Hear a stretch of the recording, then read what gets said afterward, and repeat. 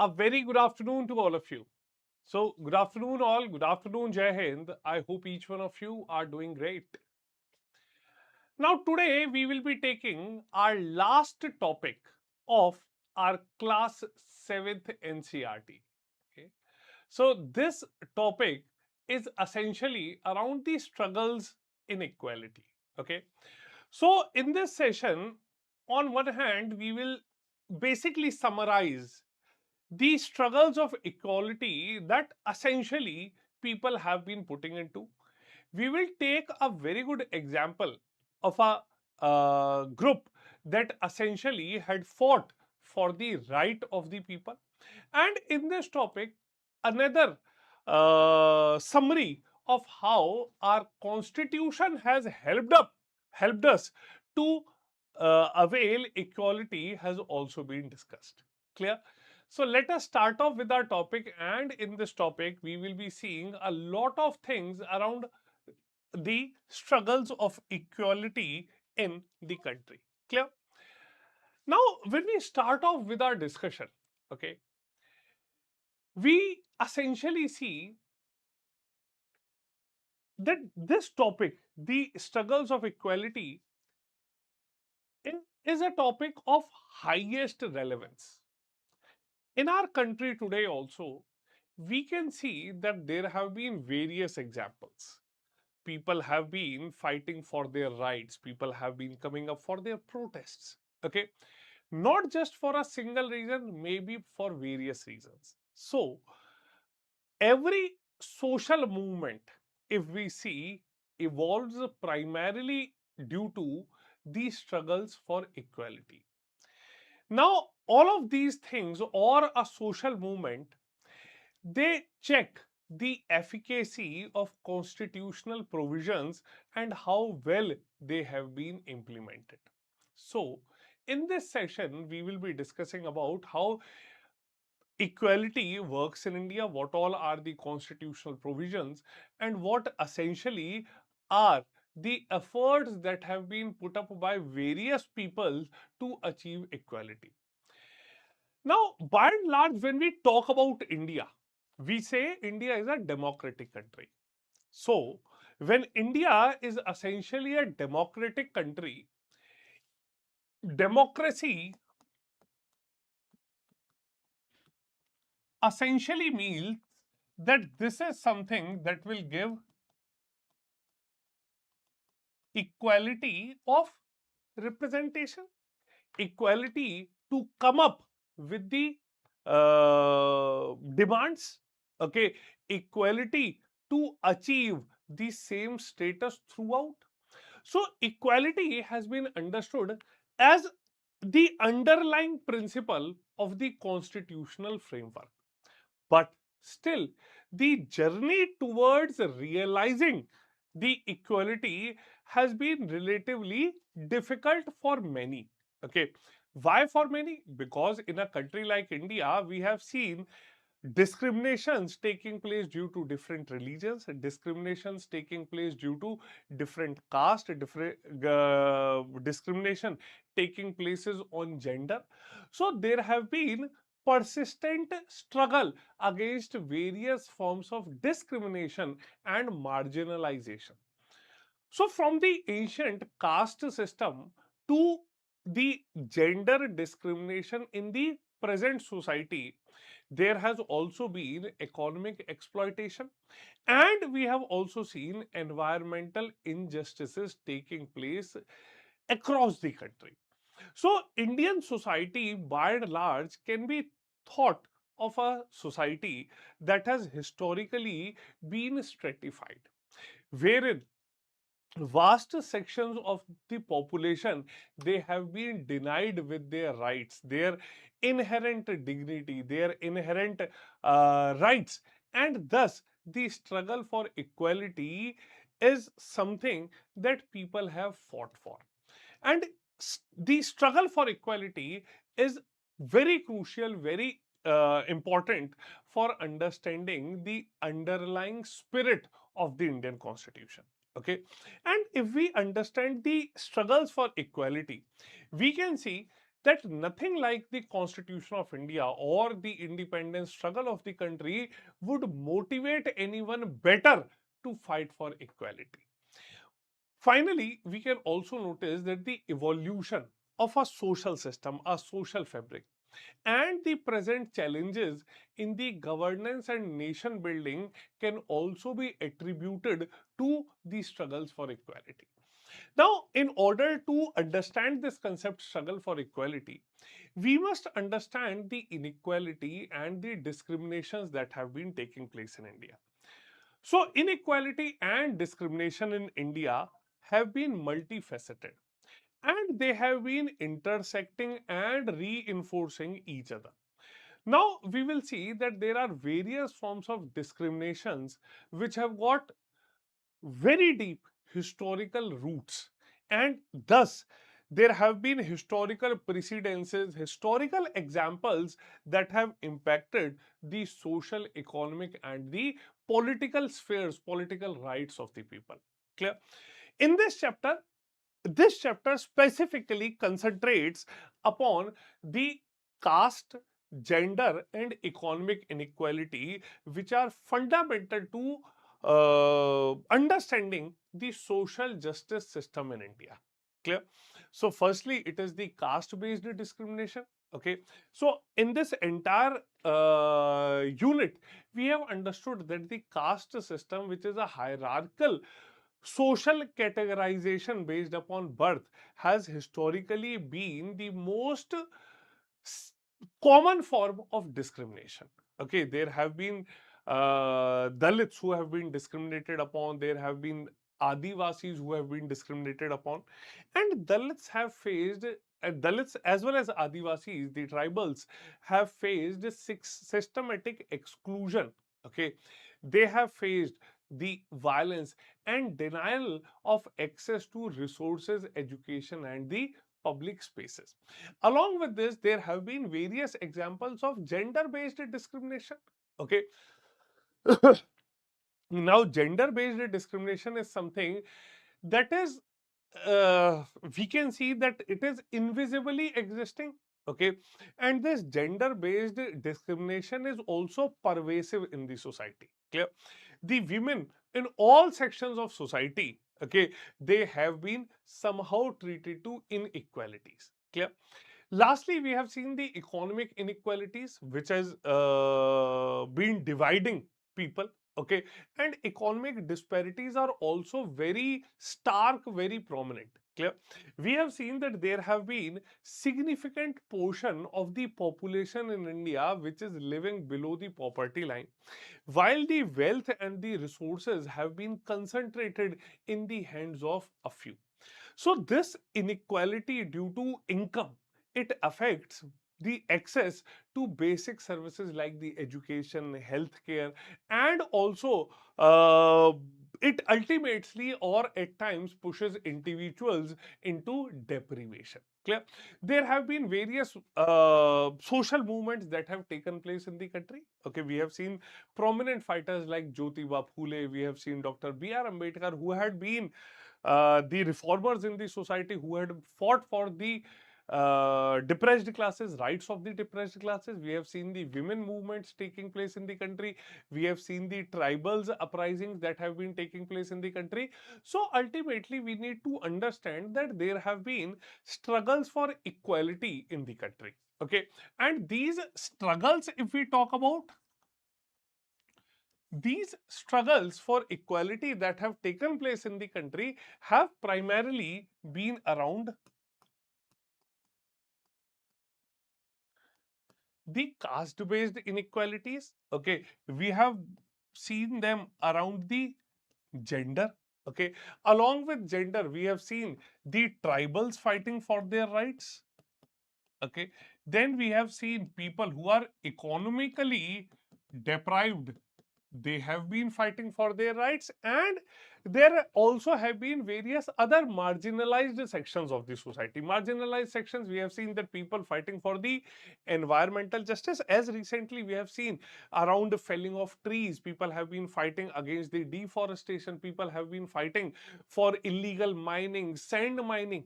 Okay, so these all other marginalized groups have also been in the country who have fought efficiently for their own rights. Clear?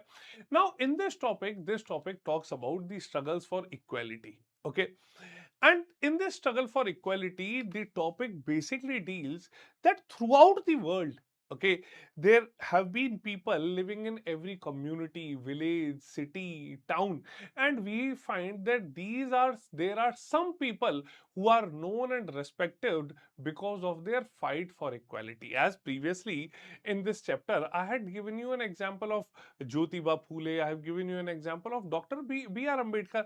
So these are those people who have earned the respect because of their fight for equality. Okay, there are people, and similar to these people, who have stood up against acts of discrimination, and it is something that they might have faced or they might have witnessed. Clear? So there may be well respected, okay, because they treat all persons with dignity and are therefore trusted and called upon to resolve issues in the community. Clear? Now, this topic, it talks about a very good example of the Tava Matsya Sangh. Okay. Now, this Tava Matsya Sangh, okay, whose example has been given here. Okay. This Tava Matsya Sangh in Madhya Pradesh is a good example of how people came together to fight for an issue. There were many struggles, such as those people who were fighting, those communities who were engaged in various cottage industries, people engaged in the fishing. Okay, people engaged in the agriculture, laborers, slum dwellers, and every group has to fight for gaining equality. Now, this Tava Matsya Sangh, now, this essentially highlights about another form of struggle. Clear? It highlights about another form of struggle. Now, herein, when the dams were built on the forest areas which were declared sanctuaries for animals, thousands of people had been displaced. Okay, the communities, the entire villages, they were uprooted. Okay, and people had to migrate to different places in building their new homes and starting for their new lives. Okay, now this Sangh, okay, that had also fought for the poor. Okay, but it is not that the struggles are only in the rural areas. Okay, in the urban areas too, the people who have been living in the slums, they are being uprooted and they do fight for their equality. Okay, so there are people who get relocated to different areas, to entirely new areas. Okay, and it may be primarily because they have been previously uprooted, or it may be due to the search, okay, of jobs, of a better life. Clear? So this displacement of people and community is a problem, okay, that has become quite widespread in our country. Okay, now essentially, when we talk about this Tava Matsya Sangh, okay, we see that this Tava Matsya Sangh was a federation of fisher workers cooperatives. Okay, this organization, this Tava Matsya Sangh, it was an organization that had fought for the rights of displaced forest dwellers of the Satpura forest in Madhya Pradesh. Okay, now, this entire community, it originated in the Mahadev Hills region of the Chhindwara district. Okay.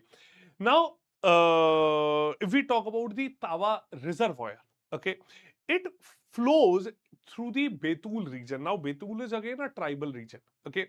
And before this reaches the Narmada in Hoshangabad, this region was essentially being habitated by various communities engaged in various forms of work. Okay. Now, it was at this moment in 1958 that Tawa Dam began to be built. And it started in 1958 and took almost 20 years to build this dam. And this dam completed in 1978. Now, due to the construction of this dam, the large areas of forest as well as the agricultural land got submerged. Now the forest dwellers were left with nothing, and some of the displaced people, they settled around the reservoir and apart in different areas for their smaller farms. Okay, they founded a livelihood in the fishing, okay, wherein they were earning very little. So since the entire area, the agricultural area was submerged, people either started moving to different areas, or those people had also started taking up new forms of employment. Now, it was in 1994 the government gave the rights for fishing in the Tawa reservoir to the private contractors. So ultimately, we can see that how people had suffered first, but then when the government started privatization of this area, again the people had to suffer. Okay, now these contractors did not employ the local population. They drove away the local population and got the cheaper outside population to work. So cheaper labor from outside.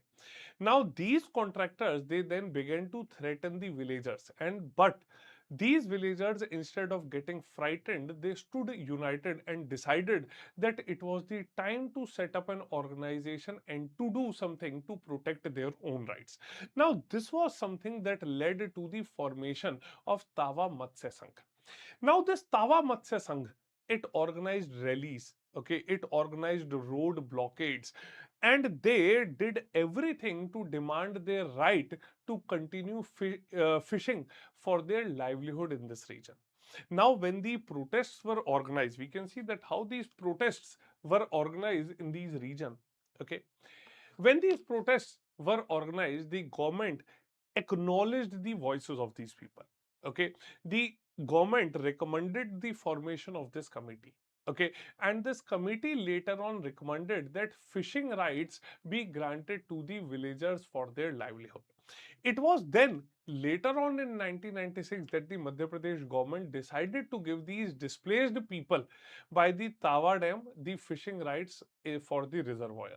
Now, in this, a 5-year lease agreement was signed, but 2 months later, in 1997, okay, the people, they again the people started afresh. Okay, now this Tawa Matsya Sangh took over the fisher workers. Okay, and these after the protest, after the efforts of the Tawa Matsya Sangh, the fisher workers were able to increase their earnings substantially. So now imagine if these few people who had formed the Tawa Matsya Sangh, if they would not have protested, then how would the entire population would have tasted the fruits of their hard work? Clear?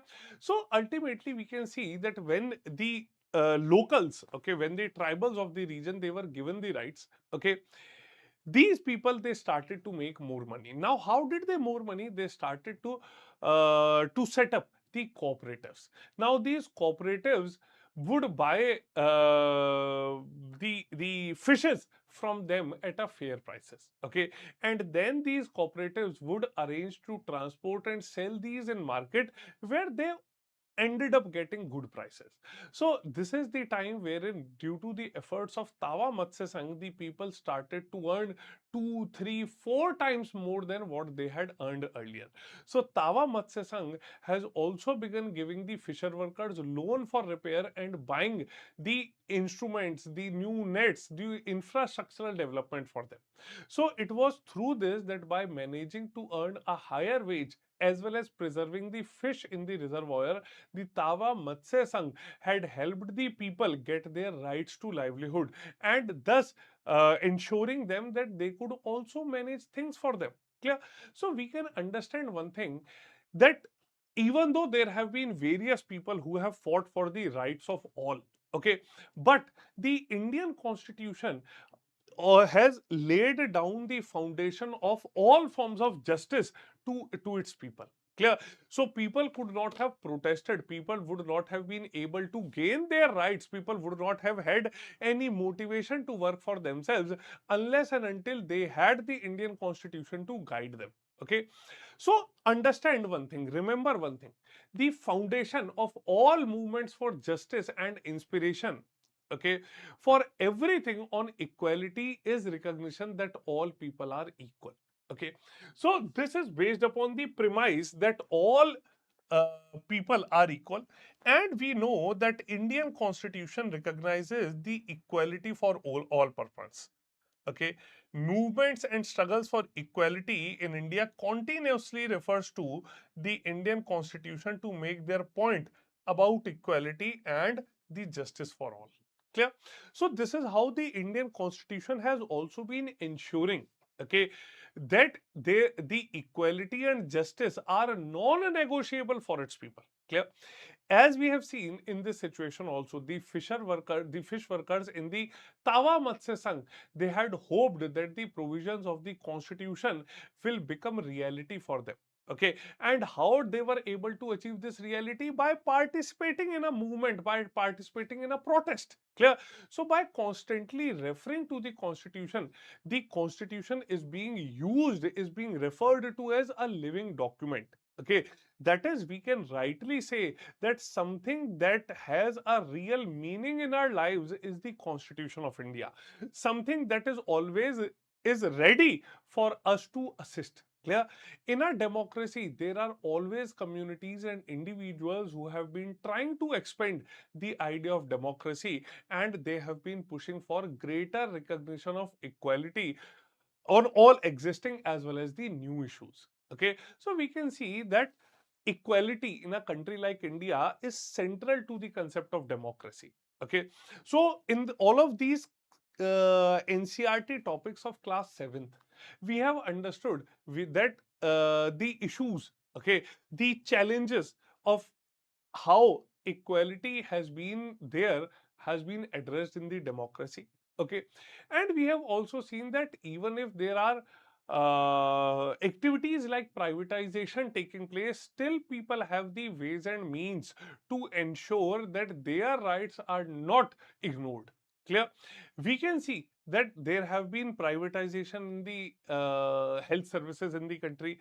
There has been increasing control of the business houses in the media. There have been low value being given to certain sections of the society, and low earnings are being made by small workers like the small farmers. Okay, but all of these issues, they substantially they affect the poor and the marginalized communities, and therefore concern economic and social equality in the country. Clear? So ultimately, we must understand one thing: the core of any struggle for equality in the democracy is essentially the aim to achieve economic and social equality. The dignity and the self respect of every individual, every person in their community can only be realized if they have got access to adequate resources, if they have got support, okay, and they can nurture the people who are dependent upon them. Clear? So ultimately, the equality can be established if every form of discrimination is ended from our society. Clear? So this is the ultimate principle that is being referred to by this topic. Clear? Okay. So ultimately, these are the concepts that we have seen how they have emerged. Okay. Along with that, I would like to tell you that the admissions to our GS Foundation courses in our P2I batches are closing on 21st of July. Okay, so please do not miss this opportunity. Use this code SRM Live. Okay, use this code SRM Live to avail maximum discount and the best prices. And right now, the courses are available at as low as 7,999. Okay, so the GS Foundation courses in our P2I batches are available at the price of 7,999 by using the code SRM Live. Clear? Chaliye. So we have successfully ended the second NCERT also, the class 7th NCERT also. But now, from tomorrow, we will start off with class 8th NCERT. Now, class 8th NCERT has got a direct reference to your Indian polity topics. The evolution of Constitution of India is something that we would start off with that topic. Clear? So please do join me in the session tomorrow when we actually start off with the topic. Now, previous topics have been about the inspiration, the foundation of constitution. And now the upcoming topics shall be around how the constitution finally came forward, how it evolved and basically became the life support system of every citizen in the country. Okay, along with it, you can scan to this QR code and you can directly join my Telegram channel. Now, in my Telegram channel, I would share all the annotated PDFs of all my NCERT sessions as well as the PDFs of the current affairs issues. Okay. Moreover, you can also connect with me in the Telegram channel and do let me know whatever topic you want to be discussed. Clear? Chaliye. So thank you all for joining me in this session. Okay, it was all from my side today in today's session. We'll see you all in the next session tomorrow. So do join me then. And from tomorrow, we'll start off with the Class 8 NCERT for Indian Polity. Okay, please do share this series with your friends so that they are also able to build up their foundation in Indian polity for the upcoming exams. Clear? So thank you all for joining me now. We'll see you all.